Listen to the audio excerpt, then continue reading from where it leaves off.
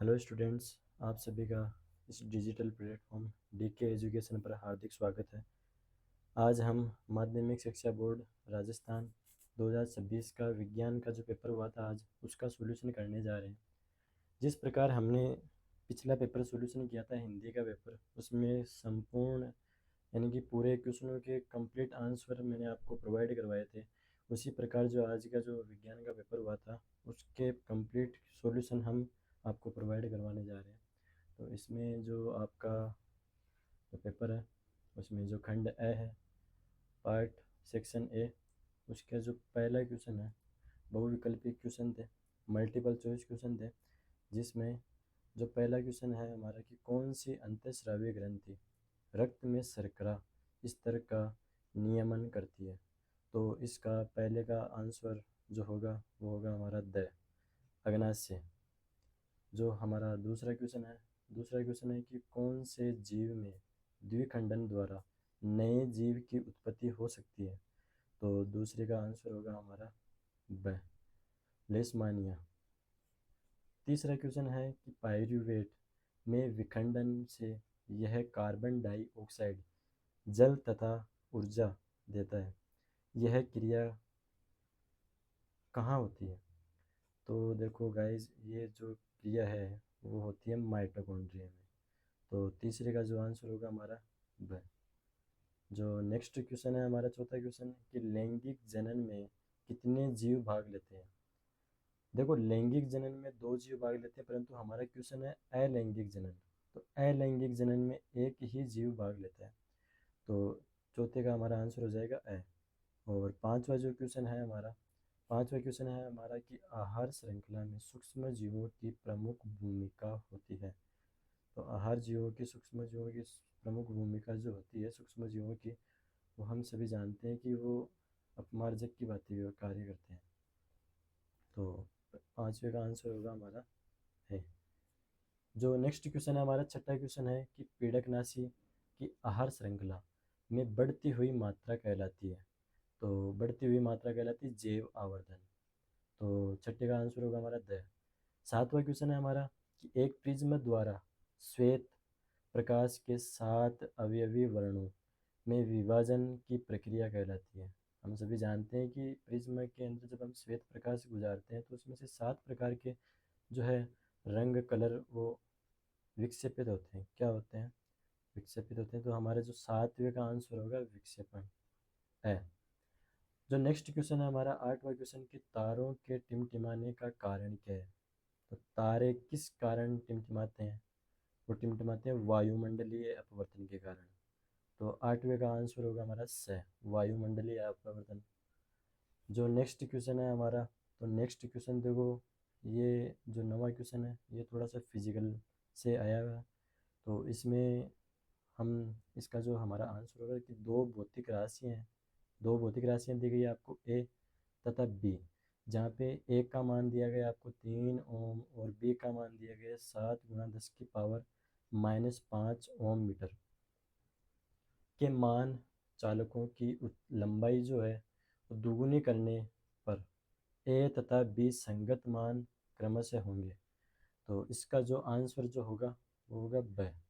ए बराबर तो होगा 6 और बी बराबर होगा 7 × 10⁻⁷ ओम मीटर। इसके बाद में जो हम हमारा जो नेक्स्ट क्वेश्चन है दसवां क्वेश्चन दसवां क्वेश्चन बोल रहा है कि विद्युत धारा का एसआई मात्रक पूछ रहा है। तो विद्युत धारा का जो एसआई मात्रक होता है वो होता है एम्पियर। और यदि हम देखें कुलाम, तो कुलाम का एसआई मात्रक होता है आवेश। और इसी प्रकार यदि हम देखें कि वोल्ट, तो वोल्ट का जो एसआई मात्रक होता है वो होता है विभवांतर। और जो जूल है, द जूल का एसआई मात्रक होता है ऊर्जा यानी कि कार्य।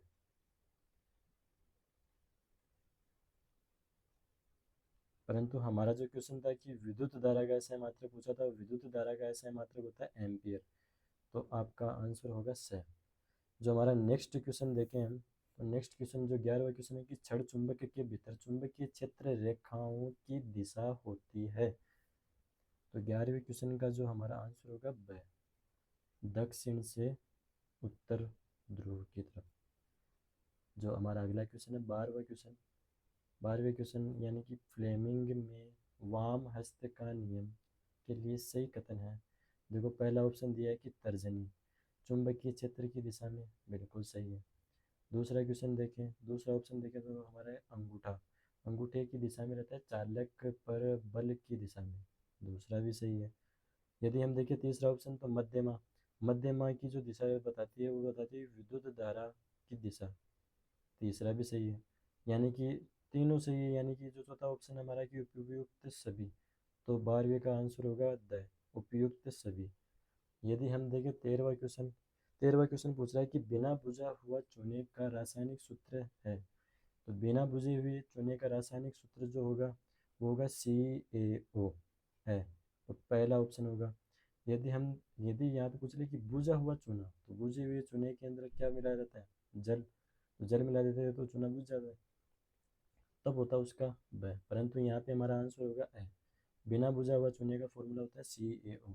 नेक्स्ट क्वेश्चन पे आते हैं, तो नेक्स्ट क्वेश्चन है हमारा जो 14वां क्वेश्चन है। 14वें क्वेश्चन के अंदर देखो आपको एक समीकरण दी हुई थी, इस समीकरण के अंदर आपको इस समीकरण उपरोक्त अभिक्रिया की संतुलित समीकरण में Fe आयरन का जो गुणांक है वो क्या होगा आपको, यानी कि आयरन जो है यहाँ पे इस समीकरण के अंदर जो आयरन दिया हुआ है, आपको इस समीकरण के अंदर आयरन को संतुलित करना था। तो आप देखो यहाँ पे जो समीकरण के बाद में जो उत्पाद बन रहा है, यहाँ पे आयरन की मात्रा कितनी है, 3, यानी कि जो समीकरण से पहले यहाँ पे भी इसकी मात्रा कितनी आएगी, 3। और तो 3 कौन से ऑप्शन में, 3 ऑप्शन में है सेमी, तो हमारा ऑप्शन राइट होगा तीसरा ऑप्शन। नेक्स्ट क्वेश्चन जो 15वां क्वेश्चन है, 15वां क्वेश्चन देखो क्या है। 15वां क्वेश्चन बोल रहा है कि ठंडे जल के साथ अभिक्रिया करके हाइड्रोजन गैस प्रस्तुत करने वाली धातु है। तो जो हमारा जो 15वें क्वेश्चन का आंसर होगा है, सोडियम धातु को जो है ये प्रस्तुत करती है। इसके बाद में जो हमारे पास में जो अगला क्वेश्चन देखते हैं, तो अगला क्वेश्चन हमारा 16वां क्वेश्चन बोलता है कि अभिक्रियाशीलता का सही घटता क्रम। देखो जो हमने देखा था कि जो क्रियाशीलता का जो क्रम होता है, सबसे ज़्यादा पोटेशियम है, सोडियम है, इसी प्रकार ये बोल रहा है कि घटता क्रम कौन सा सही होगा। तो इसमें यहाँ पे हमें पता है कि घटता क्रम देखो सबसे पहले तो हम देखें तो इनमें तो होगा मैग्नीशियम, देखो 2 ऑप्शन में मैग्नीशियम आ रहा है। दूसरा ऑप्शन होगा हमारा जेडन, तो देखो जेडन केवल और केवल इसमें एक ही ऑप्शन में आ रहा है, तो हमारा ऑप्शन नंबर होगा ब। और आयरन सबसे लास्ट में आएगा, आयरन देखो 2 ऑप्शन में है, तो हमारा जो 16वां क्वेश्चन है, 16वें क्वेश्चन का आंसर होगा हमारा ब। नेक्स्ट क्वेश्चन देखते हैं। नेक्स्ट क्वेश्चन 17वां क्वेश्चन है कि कार्बोक्सिलिक अम्ल की उपस्थिति प्रक्रियात्मक समूह है, यानी कि कार्बोक्सिलिक अम्ल का प्रतीक चिन्ह बताना है कि कौन सा देखो ये तो होता है कीटोन का, हमारा जो इसका आंसर होगा ए, यानी कि कार्बोक्सिलिक अम्ल का जो प्रक्रियात्मक समूह होता है वो इसके रूप में हम इसका उपयोग करते हैं। नेक्स्ट क्वेश्चन देखते हैं 18वां क्वेश्चन। ये बोल रहा है कि हाइड्रोजन की परमाणु संख्या होती है। देखो हाइड्रोजन जो है, हाइड्रोजन की परमाणु संख्या या फिर आप इसको परमाणु क्रमांक संख्या भी बोल सकते हो, तो हाइड्रोजन जो है वो 1 नंबर पे आता है ए, तो इसका आंसर होगा ए। नेक्स्ट क्वेश्चन देखते हैं, दूसरा क्वेश्चन है हमारा, इसमें आपको फिल इन द ब्लैंक्स यानी कि आपको रिक्त स्थानों की पूर्ति करनी थी। जहाँ पे पहला क्वेश्चन देखते हैं कि जीवों में वे सभी प्रक्रम जो सम्मिलित रूप से अनुरक्षण का कार्य करते हैं उन्हें हम कहते हैं जैव प्रक्रम। दूसरा क्वेश्चन देखते हैं, तो जो दूसरा ऑप्शन था हमारा, हमारे पास दूसरा क्वेश्चन देखते हैं कि अमीबा अंगुली रूपी प्रवर्ध से भोजन के कणों को घेर लेते हैं तथा संगलित होकर कूटपाद बनाते हैं। क्या बनाते हैं, कूटपाद। यदि आपने कूटपाद लिखा है तो भी आपका आंसर सही होगा, यदि आपने पादाब लिखा है तो भी आपका आंसर राइट होने वाला है, क्योंकि दोनों का जो मीनिंग होता है वो एक ही होता है। इसके अंदर जो दूसरे क्वेश्चन के अंदर जो हम तीसरा क्वेश्चन देख रहे हैं, तीसरा क्वेश्चन बोला है कि लक्षणों की वंशानुक्रम के नियमों का प्रतिपादन। तो ये तो नियम जो है एक ने ही साइंटिस्ट ने दिया था, वो है हमारे मेंडल। देखो हर बार हर साल हर एग्ज़ाम में इस मेंडल के बारे में तो एक ना एक क्वेश्चन तो आता ही है। हमारे बार इस बार जो एग्ज़ाम के अंदर ये जो क्वेश्चन है। अगला क्वेश्चन देखते हैं, चौथा क्वेश्चन जो है, लैंगिक जनन में संतति में गुणसूत्रों की संख्या जो होती है वो हमेशा समान होती है, समान बनी रहती है। यदि आपने समान लिखा है तो भी आपका आंसर राइट है। यदि आपने 46 लिखा है तो भी आपका आंसर सही होगा। यदि आपने ये ना लिखकर यदि आपने ये लिखा है कि अपरिवर्तित, अपरिवर्तित लिखा है तो भी आपका आंसर जो है सही होगा। यदि हम पांचवें क्वेश्चन की बात करें तो पांचवें क्वेश्चन है कि जलीय विलयन में HCl के वियोजन से प्राप्त ऋणायन का सूत्र होगा। तो देखो यहाँ पे जो है जल के कारण जो हाइड्रोजन मुक्त हो जाएगा और यहाँ पे क्लोरीन आयन यानी कि क्लोरीन माइनस आयन यहाँ पे इसका जो है वो आंसर होने वाला है। यदि हम नेक्स्ट क्वेश्चन की बात करें तो छठा क्वेश्चन जो है वो बोल रहा है कि नेटल में मेथेनोइक अम्ल की उपस्थिति के कारण हम नेटल के डंक से दर्द और जलन का अनुभव करते हैं। तो यहाँ पे आएगा मेथेनोइक अम्ल। नेक्स्ट क्वेश्चन है हमारा तीसरा क्वेश्चन। तीसरा क्वेश्चन जो है, तीसरे क्वेश्चन के आंसर हमें अति लघुत्रात्मक प्रश्न है, जहाँ पे हमें इन क्वेश्चनों के आंसर जो है एक शब्द या फिर एक पंक्ति के अंदर आपको इसके आंसर लिखने होंगे। पहला क्वेश्चन देखते हैं। पहला क्वेश्चन है कि मस्तिष्क का कौन सा भाग रक्त दाब या लार आना तथा वमन को नियंत्रित करता है? तो इसका आंसर होगा मेडुला, मेडुला ओब्लोगेटा। दूसरा क्वेश्चन है हमारा कि पादपों में कौन सा हार्मोन कोशिका विभाजन को प्रेरित करता है? तो वो होता है साइटोकाइनिन। तीसरा ऑप्शन जो तीसरा क्वेश्चन देखते हैं तो तीसरा क्वेश्चन बोल रहा है कि दो अलग अलग लक्षणों की वंशानुक्रम में F2PD, F2PD लक्षण प्रारूप अनुपात होगा। F2PD के अंदर हमारे पास में जो लक्षण प्रारूप अनुपात आता है वो आता है 9:3:3:1 के अनुपात में, ये हमारा आंसर। अगला क्वेश्चन देखते हैं हम। चौथा जो क्वेश्चन हमारा कि एक लंबे व एक बौने पौधे में संकरण कराने पर F1PD में कौन सा लक्षण प्रकट होता है? तो हम सभी जानते हैं कि हमेशा सभी पौधे कैसे रहेंगे, लंबे रहेंगे। तो आप इसका एक शब्द में आंसर लिख सकते हो। पांचवा क्वेश्चन है, तो पांचवा क्वेश्चन है कि वायुमंडल में ओजोन परत क्यों आवश्यक है? वायुमंडल में ओजोन परत क्यों आवश्यक है? क्योंकि जो हमारे पास में सूर्य के प्रकाश की किरण के साथ में जो पराबैंगनी विकिरणें आती है, पराबैंगनी विकिरणों से सुरक्षा प्रदान करने के लिए जो ओजोन परत है ये उनसे हमारी रक्षा करती है, यानी कि उनमें हमें उनसे सुरक्षा प्रदान करती है। यूवी रेज भी, यदि आपने यूवी रेज लिखा है तो भी आपका क्वेश्चन जो है उसका आंसर सही होने वाला है। अगला क्वेश्चन देखते हैं, छठा क्वेश्चन। तो छठा क्वेश्चन का आंसर जो गोलीय दर्पण में के वक्रता केंद्र की परिभाषित करनी है आपको। तो देखो गोलीय केंद्र जो गोलीय दर्पण का जो वक्रता केंद्र जो होता है इसे हम सी से लिखते हैं, सी से भी हम इसको लिख सकते हैं। तो इसकी परिभाषा आप इस प्रकार भी लिख सकते हो कि उस गोले का केंद्र जिसका दर्पण एक भाग है, यानी कि केंद्र बिंदु होता है। यानी कि यदि हम देखें कि आपने एक गोला बनाया है तो गोले का जो केंद्र बिंदु होता है उसे हम वक्रता केंद्र कहते हैं। अगला क्वेश्चन देखिए हम, सातवां क्वेश्चन। तो लेंस की क्षमता को परिभाषित करना है। लेंस की क्षमता क्या होती है? कि लेंस की क्षमता उसकी प्रकाश किरणों को मोड़ने की क्षमता का माप होती है। इसे आप, इसका जो फॉर्मूला होता है वो होता है P=1/f। अगला क्वेश्चन है जो नेक्स्ट क्वेश्चन है हमारा कि आठवां क्वेश्चन, विद्युत चुंबक क्या है? विद्युत चुंबक जो होता है एक अस्थायी चुंबक है जो कि विद्युत प्रवाह से सक्रिय होता है। विद्युत प्रवाह से क्या होता है? सक्रिय होता है। नेक्स्ट क्वेश्चन देखते हैं यदि हम, तो नेक्स्ट क्वेश्चन है हमारा नौवां क्वेश्चन। ये बोल रहा है कि विद्युत परिपथ में फ्यूज का क्या कार्य होता है? विद्युत परिपथ में परिपथ को अत्यधिक धारा से बचाने के लिए जो है हम फ्यूज का जो है काम में लेते हैं, फ्यूज का उपयोग करते हैं। नेक्स्ट क्वेश्चन, 10वां क्वेश्चन आपके पास में आपको एक रिएक्शन दी गई है, उसके अंदर आपको संतुलित शब्द यानी कि संतुलित समीकरण लिखनी थी, रासायनिक समीकरण। जहाँ पे क्या दिया गया आपको, जिंक प्लस सल्फ्यूरिक अम्ल, जहाँ पे ये अभिक्रिया रिएक्शन होकर जिंक सल्फेट का निर्माण होता है और हाइड्रोजन गैस बनती है।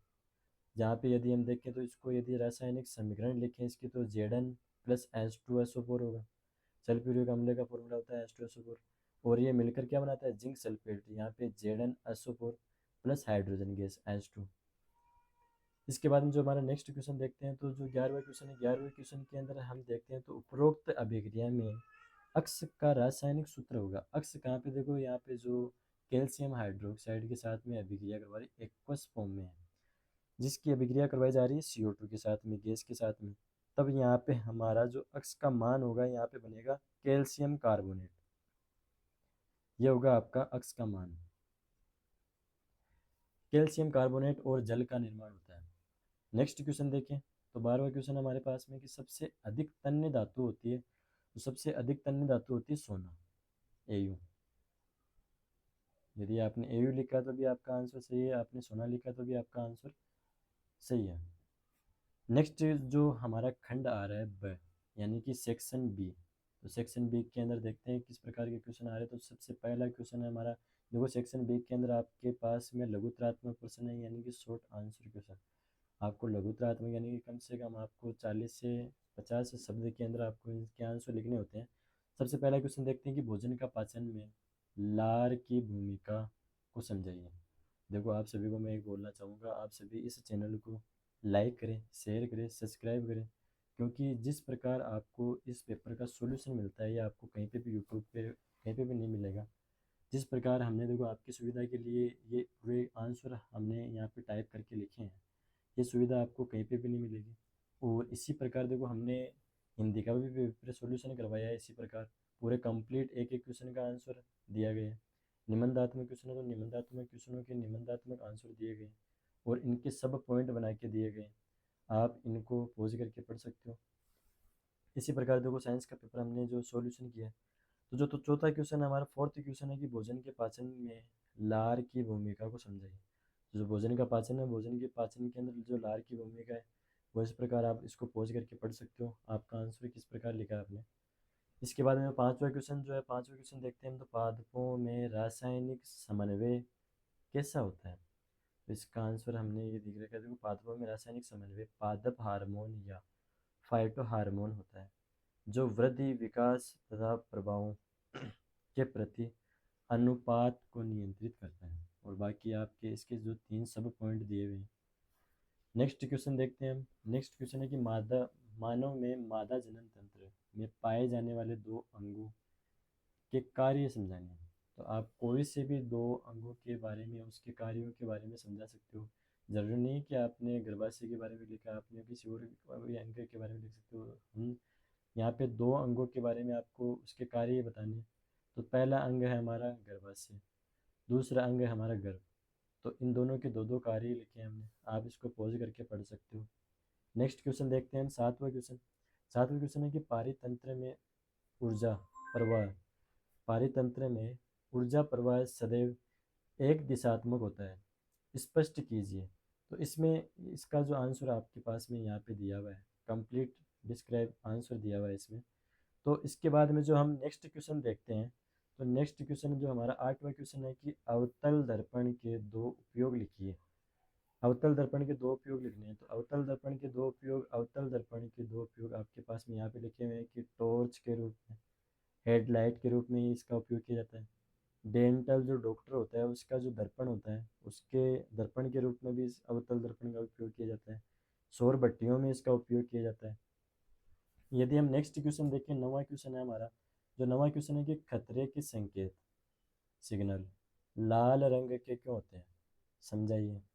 खतरे के संकेत जो है लाल रंग के होते हैं, क्योंकि लाल रंग के प्रकाश का तरंग दैर्ध्य सबसे अधिक होता है, जिसके कारण जो खतरे के संकेत जो है लाल रंग के होते हैं। और यह कोहरे या फिर खतरे जैसे खतरे में सबसे कम प्रकीर्णित बिखरा हुआ होता है, जिससे यह लंबी दूरी से भी स्पष्ट रूप से दिखाई देता है। और बाकी इसको आप पॉज करके ये जो सब पॉइंट आप ये पढ़ सकते हो। नेक्स्ट क्वेश्चन देखते हैं, जो नेक्स्ट क्वेश्चन है हमारा 10वां क्वेश्चन। 10वां क्वेश्चन बोल रहा है कि निम्नलिखित विद्युत अवयवों के प्रतीक बनाइए।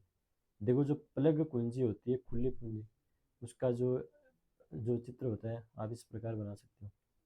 और जो धारा नियंत्रक होता है, धारा नियंत्रक, इसका जो चित्र होता है, प्रतीक चिन्ह जो होता है ये होता है।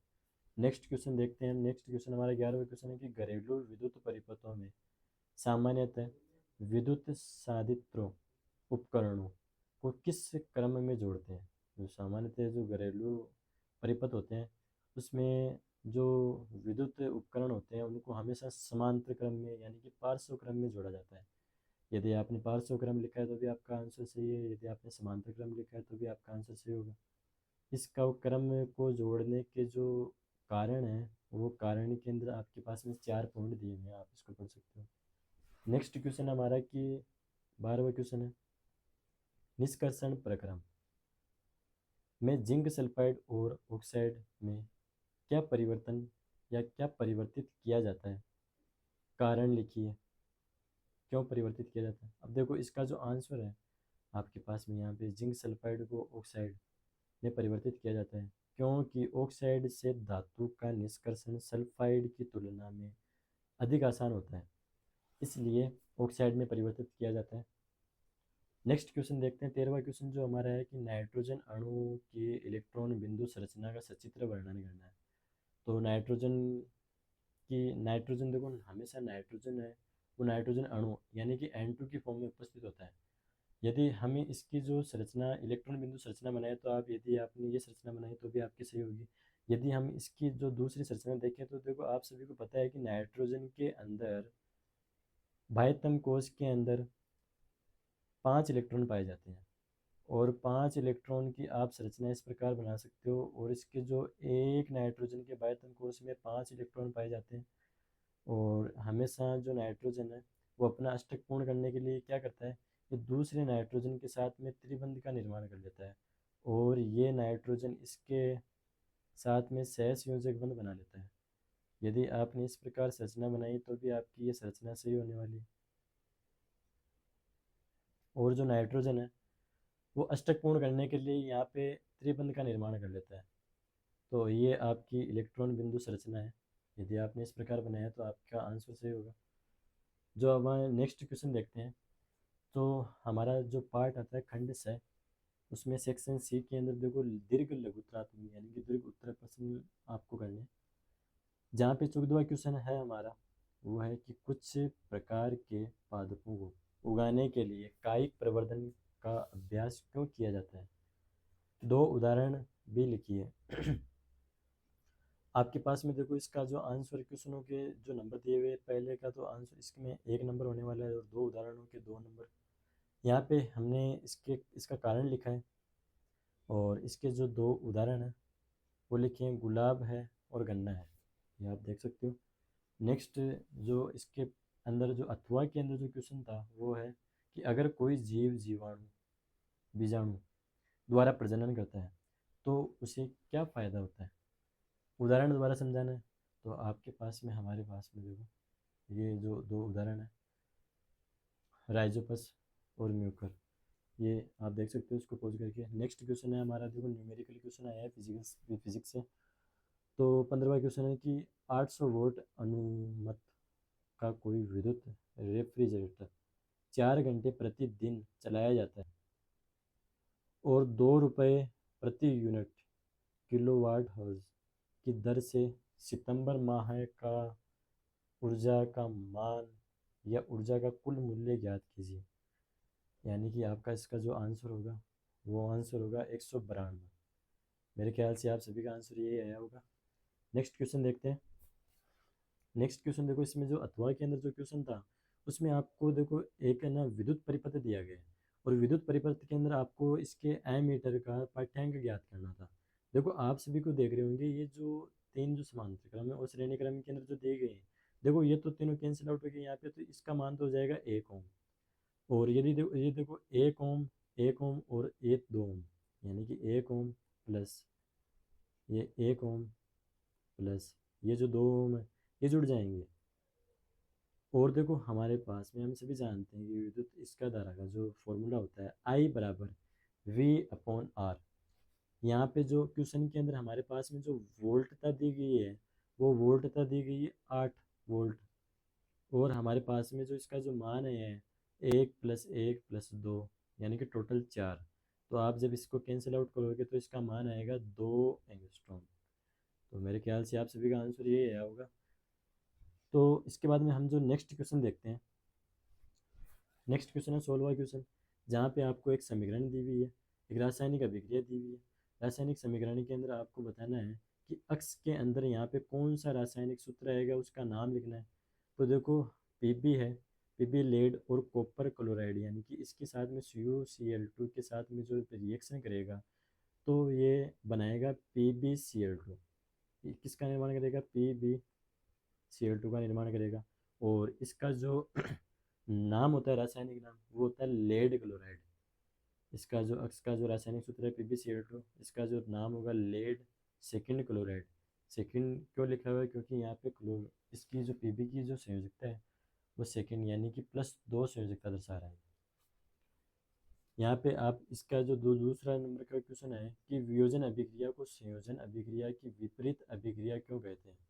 वियोजन अभिक्रिया को संयोजन अभिक्रिया की विपरीत अभिक्रिया क्यों कहते हैं? इसका आंसर देखो ये रहा, दूसरे का आंसर ये रहा। आप यहाँ पे इसको पॉज करके पढ़ सकते हो। नेक्स्ट क्वेश्चन देखते हैं। तो नेक्स्ट क्वेश्चन है हमारा अथवा के अंदर जो क्वेश्चन दिया हुआ था, उसमें देखो आपको एक जो ये हमारे पास में प्रकाश संश्लेषण की अभिक्रिया दी हुई, इसमें सी जो हमारे पास में 6 CO2 है, 6 CO2 12H2O के साथ में क्रिया करके सूर्य के प्रकाश में क्लोरोफिल की उपस्थिति में अक्ष, यानी कि यहाँ पे किसका निर्माण करता है? हम सभी जानते हैं ग्लूकोज का निर्माण होता है यहाँ पे। जहाँ पे 6 तो ऑक्सीजन के अणु, यानी कि 6O2 और 6H2O जल का निर्माण होता है। यानी कि अक्ष के स्थान पर हमारे पास में क्या आएगा? C6H12O6 ग्लूकोज का जो ये फॉर्मूला होता है। और इसके बाद में जो नेक्स्ट क्वेश्चन देखते हैं कि जल के विद्युत अपघटन के दौरान कार्बन इलेक्ट्रोड, यानी कि वाई कार्बन इलेक्ट्रोड कैथोड पर कार्बन जो है वो हाइड्रोजन गैस प्रस्तुत होती है। यानी कि दूसरे का जो आंसर होगा हमारा वो होगा कैथोड। ये है दूसरे का आंसर। नेक्स्ट क्वेश्चन देखते हैं। तो नेक्स्ट क्वेश्चन हमारा 17वां क्वेश्चन बोल रहा है कि 17वें का पहला है कि कार्बन परमाणु में कौन सी, यानी कि कौन सा परिवर्तन होने पर C+ ऋणायन बनाएगा, समझाइए। तो देखो इसके ऊपर हमने आपको पूरा सॉल्यूशन दिया है। जो ये कार्बन है वो कौन सी परिवर्तन के कारण, देखो इलेक्ट्रॉनों का प्राप्त होना, इसके कारण देखो जो कार्बन परमाणु है वो कार्बन+4- ऋणायन तब बनाता है जब कार्बन परमाणु 4 इलेक्ट्रॉन प्राप्त करता है। कार्बन की संयोजकता 4 होती है। कार्बन 4 इलेक्ट्रॉन प्राप्त करके कार्बन परमाणु उत्कृष्ट गैस विन्यास प्राप्त कर लेता है, जिससे वह अधिक स्थिर हो जाता है। देखो हमेशा कोई भी परमाणु है वो अपना अष्टक पूर्ण करना चाहता है। कार्बन के बाह्यतम कोश में 4 इलेक्ट्रॉन होते हैं और ये 4 इलेक्ट्रॉन और ग्रहण करके 4 इलेक्ट्रॉन और ग्रहण करके -4 संयोजकता बना लेता है। नेक्स्ट क्वेश्चन है दूसरा क्वेश्चन की निम्नलिखित यौगिकों के नाम लिखने हैं। देखो ये IUPAC नामकरण से क्वेश्चन आया हुआ है और IUPAC नामकरण आप सभी को करना आता है। देखो यहाँ पे सबसे पहले हम देखते हैं कि कार्बन की संख्या कितनी है। ये तो क्या क्लोरीन परमाणु है। यहाँ पे कार्बन 1 2 3, तो 3 कार्बन के लिए हम लिखते हैं मेथ एथ प्रोप, 3 कार्बन के लिखते हैं हम प्रोप। यहाँ पे फर्स्ट नंबर पे जो क्रियात्मक समूह आया हुआ है क्लोरीन, तो इसको हम देंगे 1 नंबर। तो देखो पहले का जो आंसर होगा वो पहले का आंसर होगा 1 क्लोरोप्रोपेन। क्योंकि यहाँ पे जो प्रतिस्थापी है इसको हमेशा 1 नंबर अंक दिया जाता है। दूसरा क्वेश्चन है जो ब है, तो ब के अंदर देखो यहाँ पे क्रियात्मक समूह आ रखा है कीटो। ये देखो ये यहाँ पे देखो कार्बन की संख्या यहाँ पे भी 3 है। तो देखो मेथ एथ प्रोप, यानी कि इसका जो नाम होगा वो प्रोपेन 1 ऑल होने वाला है। Propane 1 all. तो जो नेक्स्ट क्वेश्चन देखते हैं, नेक्स्ट क्वेश्चन है इसके अंदर जो अथवा के अंदर जो क्वेश्चन था वो पहला क्वेश्चन है कि क्या होता है जबकि एथेनोइक अम्ल सोडियम हाइड्रोजन कार्बोनेट के साथ में अभिक्रिया करता है। तो देखो पहले का जो आंसर होगा कि एथेनोइक अम्ल जब सोडियम हाइड्रोजन कार्बोनेट के साथ में अभिक्रिया करता है, तो देखो सोडियम जो जो हमारे पास में एथेनोइक अम्ल है ये सोडियम हाइड्रोजन कार्बोनेट के साथ में अभिक्रिया करके सोडियम एथेनोइड बनाता है। Sodium ethanoate +H2O plus CO2 का निर्माण करता है। ये कंप्लीट रिएक्शन है। इसके बाद में यदि हम जो दूसरा क्वेश्चन देखें कि एथेनॉल को अम्लीकृत K2Cr2O7 द्वारा ऑक्सीकृत किया जाता है।